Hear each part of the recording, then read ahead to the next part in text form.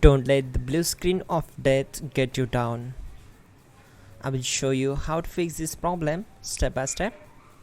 So let's begin. Now click on advanced options, then select troubleshoot, select advanced options, and then select command prompt. It will open command prompt window. Now execute this command carefully. Type chkdsk /f/r c : and hit enter to execute this command. Now type c : and hit enter.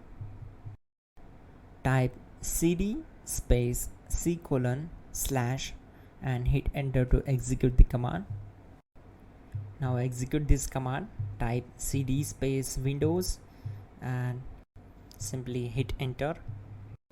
Type cd space system32 and simply hit enter.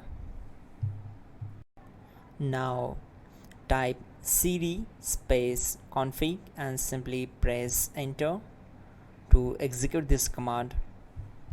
Now execute this command. Type md space backup and simply hit enter. Now type copy ** backup and simply hit enter to execute the command. Now execute the command md space backup1 and simply hit enter. Once we are here, we need to execute this command. Type copy space ** space backup1 and then press enter from your keyboard to execute this command. Now type cd regback and hit enter. Now type dir and then simply hit enter to execute the command. Type copy space ** space .. and hit enter. Then type all and simply hit enter to execute the command. Let's move to the next command. Now type bootrec space /fixmbr and hit enter to execute the command. Now type bootrec space /fixboot and hit enter to execute. Type cd space c : / and hit enter.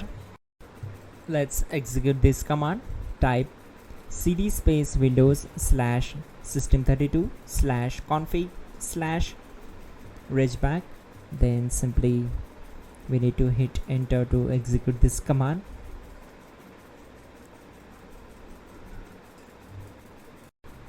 Type bcd edit space /export space c : /bcd backup and simply hit enter to execute this command.